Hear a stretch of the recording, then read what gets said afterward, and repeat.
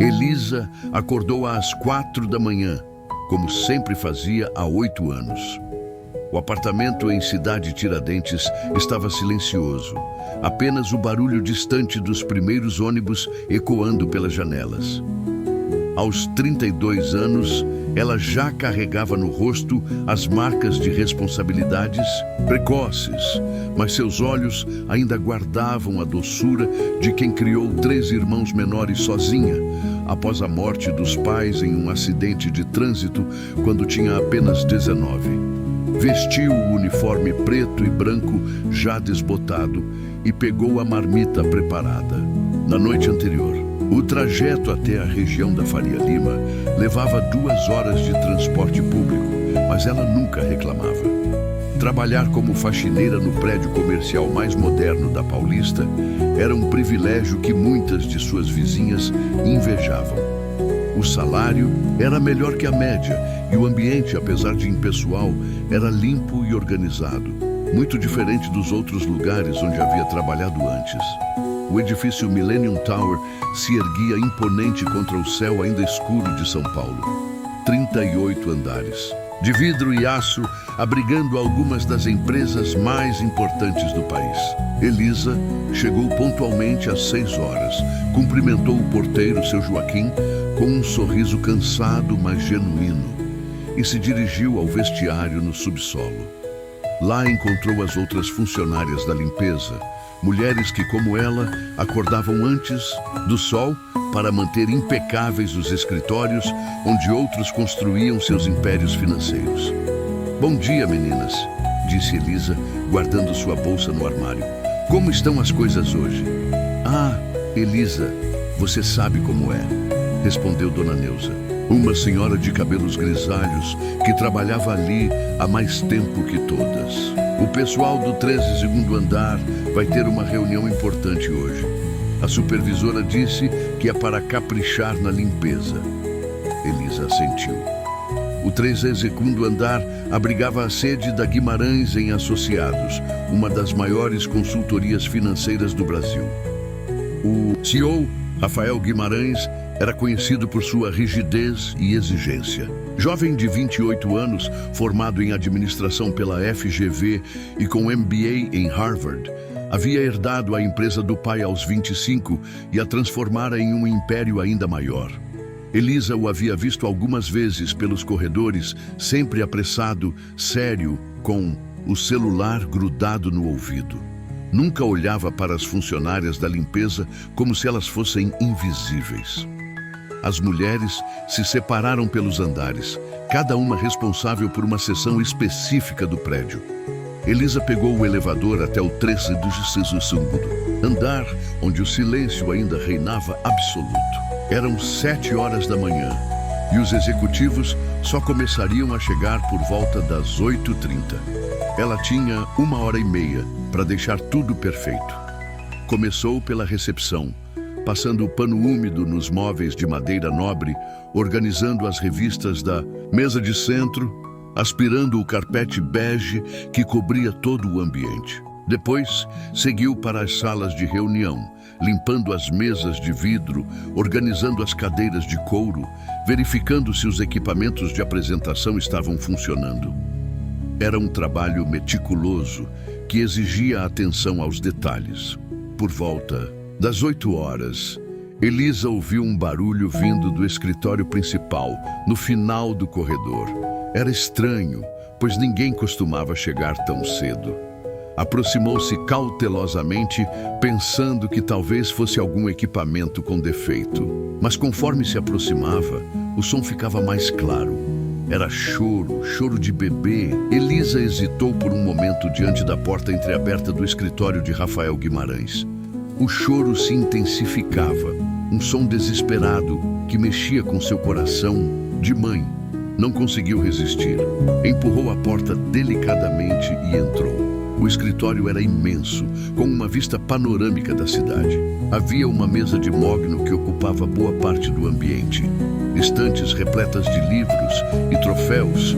E no canto, uma poltrona de couro onde estava Rafael Guimarães, ainda de terno do dia anterior, completamente amarrotado, com um bebê no colo. O homem parecia perdido, balançando a criança de forma desajeitada enquanto ela chorava inconsolavelmente. Desculpe, senhor, disse Elisa, sem saber se deveria entrar ou sair. Eu vim limpar e ouvi o choro. Rafael levantou os olhos e Elisa ficou surpresa ao ver que estavam vermelhos, seja de cansaço ou de lágrimas contidas. Não consigo fazê-la parar, disse ele com a voz quebrada. Ela não para de chorar. Elisa observou a cena por alguns segundos. O bebê, uma menina de poucos meses, estava com o rostinho vermelho de tanto chorar. Rafael a segurava com rigidez, como se fosse uma peça frágil que poderia quebrar a qualquer momento. Instintivamente, Elisa se aproximou. Posso? Perguntou, estendendo os braços. Rafael hesitou, mas o desespero falou mais alto. Entregou a criança para Elisa, que imediatamente a acomodou de forma mais natural no colo, fazendo movimentos suaves e murmurando palavras doces em voz baixa. Em poucos minutos, o choro cessou e a bebê se acalmou. Como você fez isso? Perguntou. Rafael, incrédulo. Experiência, respondeu Elisa simplesmente, continuando a embalar a criança. Criei meus 3 irmãos menores desde que eles eram bebês. É questão de prática. Ela olhou para o homem à sua frente, notando a barba por fazer, o terno amarrotado, a expressão de exaustão total. Ela é sua filha? Rafael assentiu, passando as mãos pelo rosto. Isabela nasceu há 3 meses. A mãe dela, nos deixou ontem à noite. Simplesmente foi embora. Disse que não conseguia mais, que não estava preparada para ser mãe aos 26 anos. Sua voz tremeu. Deixou Isabela aqui no escritório com uma babá que contratei às pressas. Mas a mulher teve uma emergência familiar e teve que ir embora durante a madrugada. Eu não sabia o que fazer. Elisa continuou balançando a bebê, que agora dormia tranquilamente em seus braços. E o senhor ficou aqui a noite toda com ela? Não consegui levá-la para casa. Não tenho nada preparado, não sei nada sobre bebês. Rafael se sentou pesadamente na poltrona. Minha vida sempre foi o trabalho. Nunca pensei, nunca me preparei para isso. Todo pai e toda mãe passam por isso no início, disse Elisa suavemente. É normal se sentir perdido, mas ela precisa de coisas básicas, comida, troca de fralda, carinho. Quando foi a última vez que ela mamou? Rafael olhou para o relógio. Umas 4 horas atrás, eu acho. Tem algumas mamadeiras prontas na geladeira ali. Ele apontou para um mini refrigerador no canto do escritório. Então é fome mesmo, disse. Elisa, vou preparar uma mamadeira para ela. O senhor pode segurá-la enquanto isso?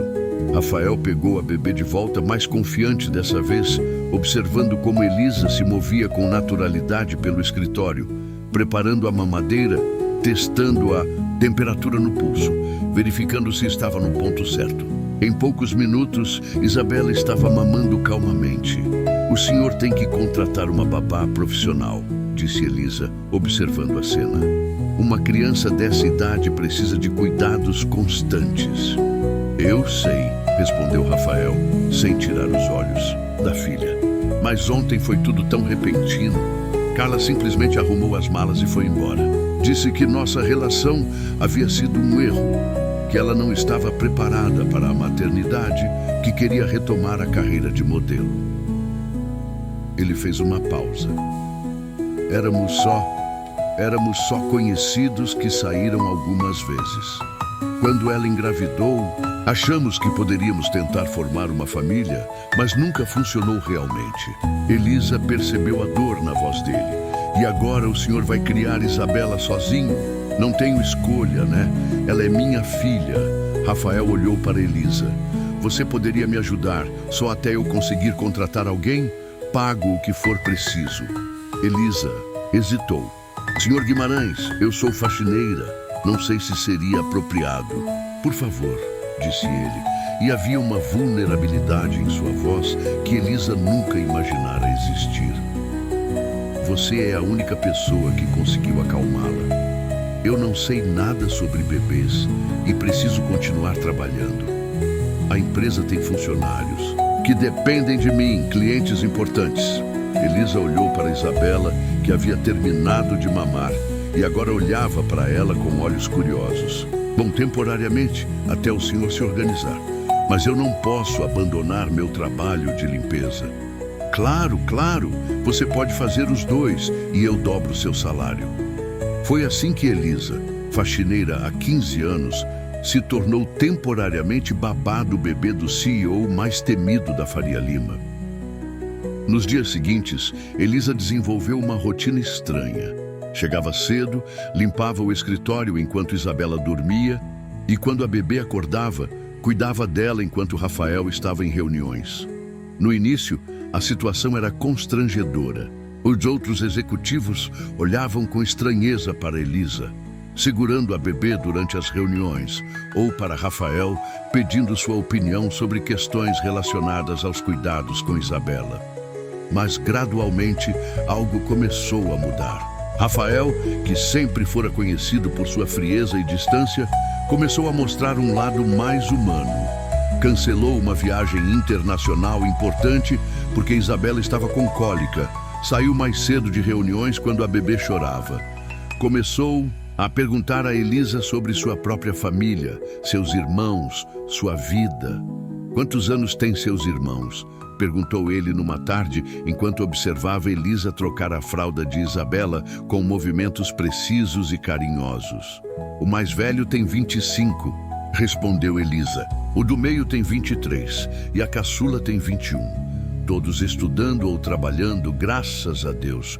Um está terminando engenharia, outro trabalha como técnico em informática e minha irmã está no 2º ano de pedagogia. Rafael ficou em silêncio por alguns momentos. Você criou 3 irmãos sozinha e todos estão se formando. Não foi fácil, disse Elisa, levantando Isabela no colo. Depois que nossos pais morreram, eu tinha 19 anos e os meninos tinham 12, 10 e 8. Eu trabalhava de dia, como faxineira, e à noite como cozinheira num restaurante. Chegava em casa depois da meia-noite, acordava às 5 para fazer o café da manhã e levá-los para a escola. Mas valeu a pena. Hoje eles são todos pessoas de bem, correndo atrás dos seus sonhos. Como você conseguiu equilibrar trabalho e responsabilidade pelos seus irmãos sozinha? Elisa sorriu. Não tem segredo, não é? É amor. Mesmo quando você ama alguém de verdade, você faz qualquer coisa por essa pessoa. Irmãos sentem isso, filhos sentem isso. Eles sentem quando são amados, quando são prioridade na vida de quem cuida deles.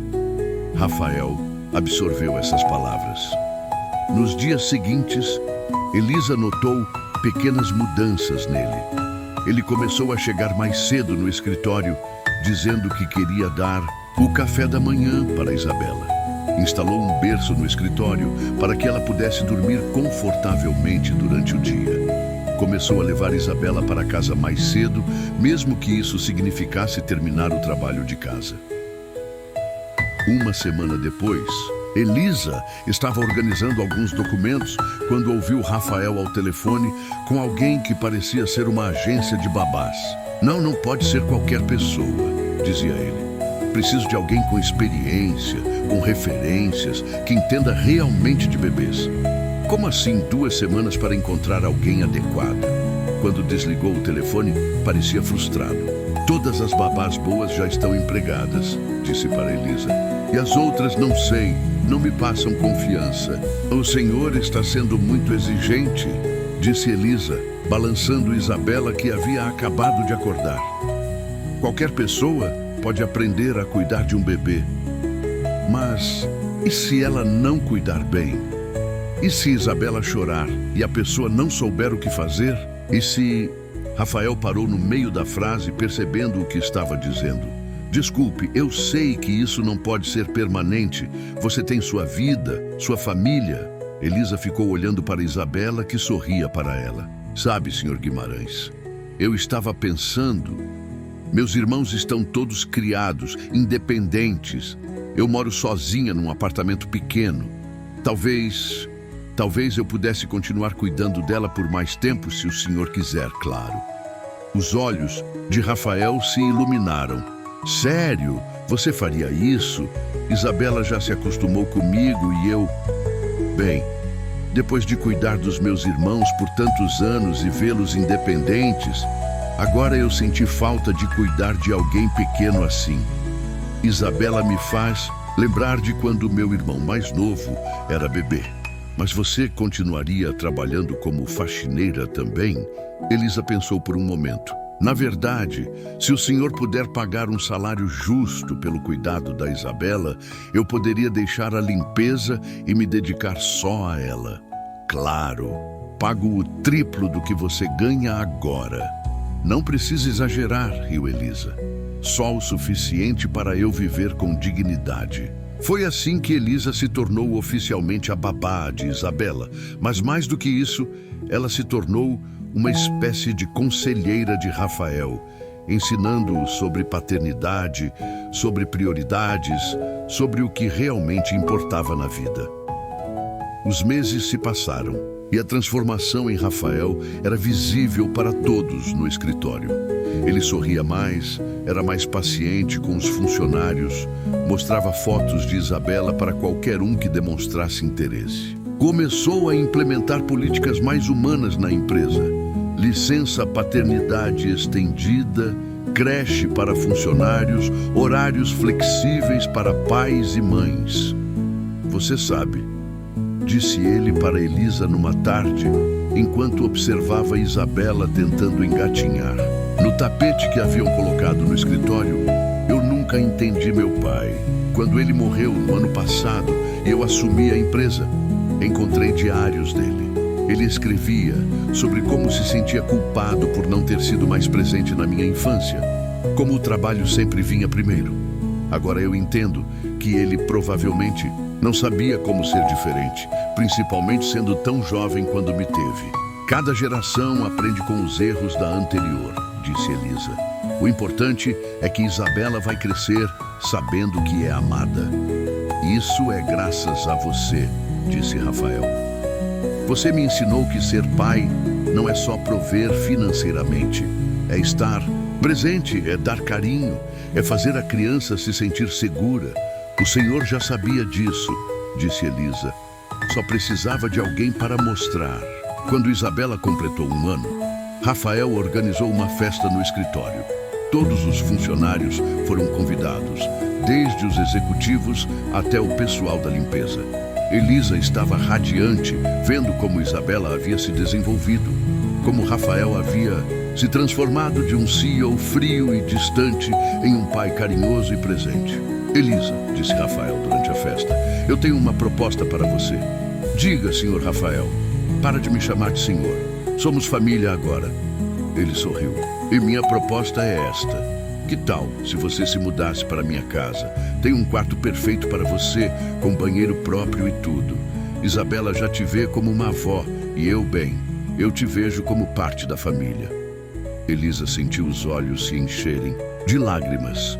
Senhor Rafael, isso é muito generoso, mas eu não sei se seria apropriado. Por que não seria? Você cuidou de Isabela desde os 3 meses. Você me ensinou a ser pai. Você é mais família do que muitos parentes de sangue. Ele fez uma pausa. E além disso, Isabela vai precisar de você conforme for crescendo. Eu posso dar tudo o material para ela, mas você dá o que eu ainda estou aprendendo a dar. Amor incondicional, paciência, sabedoria de vida. E assim, 2 anos após aquela manhã em que Elisa entrou no escritório para limpar e encontrou um bebê chorando, ela se mudou para a mansão de Rafael no Jardim Europa. O quarto que ele havia preparado para ela era maior que todo o seu antigo apartamento, com vista para um jardim bem cuidado, onde Isabela brincava todas as tardes. A rotina da casa era diferente de tudo que Elisa havia conhecido. Rafael chegava do trabalho todos os dias às 6 horas em ponto para jantar com Isabela. Eles passavam as noites brincando, lendo histórias, dando banho na menina. Os fins de semana eram dedicados inteiramente à família, com passeios no parque, visitas ao zoológico. Almoços na casa dos irmãos de Elisa, que haviam adotado Rafael e Isabela como parte da família estendida. Você sabe o que é mais incrível nisso tudo? Disse Rafael para Elisa numa noite, enquanto observavam Isabela dormir em seu berço. O quê? Eu sempre achei que sucesso era ter a empresa mais bem-sucedida, o maior faturamento, o reconhecimento profissional. Mas agora eu entendo que sucesso é isso aqui. É Isabela dormindo tranquila porque sabe que é amada. É você fazendo parte da nossa família.